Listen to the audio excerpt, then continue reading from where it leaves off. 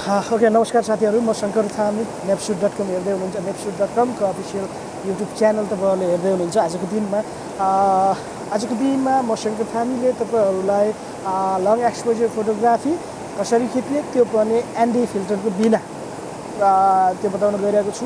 मैले अहिलेसम्म जति पनि लङ एक्सपोजर फोटोग्राफी खिचिरहेको छु त्यो जुन तपाईँहरूले nepshoot.com मा देख्नुहुन्छ त्यो मैले आजसम्म खिचेको भनेको विदाउट एनडी फिल्टरले नै हो।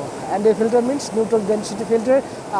न्युट्रल डेन्सिटी फिल्टरले के गर्छ भनेदेखि यसले चाहिँ लाइटको मात्रालाई घटाएर भित्र लाइटलाई चाहिँ कम छिराउने काम गर्छ। त्यसैले यो चाहिँ विशेष गरेर यो फिल्टर चाहिँ लङ एक्सपोजर फोटोग्राफ खिच्नको लागि काम लाग्छ। दोस्रो कुरा लङ एक्सपोजर फोटोग्राफ भनेको चाहिँ लामो टाइमको ग्यापमा भएको चाहिँ त्यही सम्पूर्ण भएको क्रियालाई चाहिँ एउटा फोटोमा निकाल्नु हो।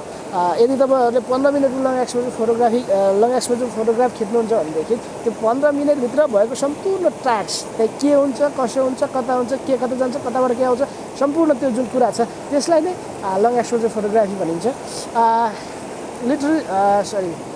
म अब आफ्नो तपाईँहरूलाई म टिप्स दिन गइरहेको छु। मैले आजसम्म जानेको र मैले युज गरेको टिप्सहरू मैले जति जाने त्यति युज गर्दैछु। जति जाने एक्सपिरियन्स जति छ मसँग त्यो भएको टिप्स चाहिँ म तपाईँहरूलाई दिन्छु। Tip number 1, long exposure photography without ND filter खिच्नको लागि चाहिँ साँझमा खिच्नुहोस्। एउटा साँझमा चाहिँ के हुन्छ भनेदेखि माथिको लाइट चाहिँ एकदम कम हुन्छ, अँध्यारो हुन्छ, अँध्यारो नै नभनौँ, त्यो अँध्यारोभन्दा अगाडिको जुन कम लाइट भएको अवस्थामा चाहिँ के हुन्छ भनेदेखि तपाईँहरूले एउटा एपर्चर सेट गर्नुहोस्। म्याक्सिमम एपर्चर सेट गर्नु, म्याक्सिमम नम्बर अफ एपस्टप नम्बर चाहिँ एपर्चर सेट गर्नुहोस्। त्यस पछाडि आइएसओ 100 राख्नुहोस्, जसले त्यस पछाडि सटर स्पिड कति हुन आउँछ त्यस पछाडि ट्रिगर दबाइदिनुहोस्।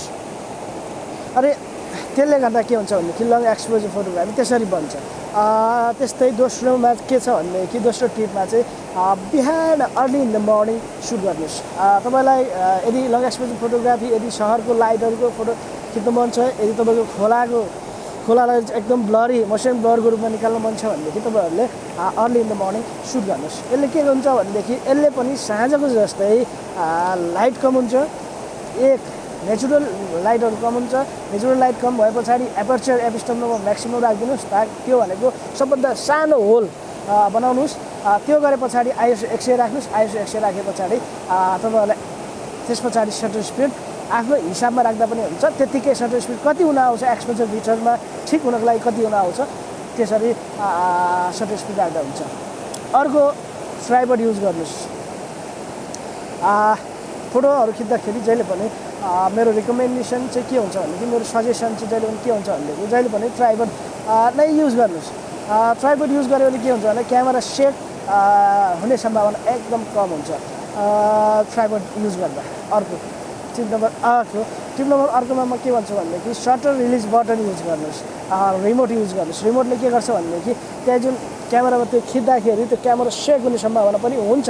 त्यो हुन नदिनको लागि चाहिँ तपाईँहरूले के गर्नुपर्छ भनेदेखि मैले चाहिँ के गर्ने गरेको छु भनेदेखि मैले चाहिँ सटर रिलिज बटन युज गर्ने गरेको छु। अर्को कुरामा के गर्ने गरेको छु भनेदेखि मैले यदि मेरोमा सटर रिलिज बटन मैले बोकिनँ, मसँग छैन त्यति बेला भनेदेखि मैले टाइमरको युज गर्छु। टाइमर युज गर्दाखेरि पनि सेक हुने सम्भावना एकदम कम हुन्छ।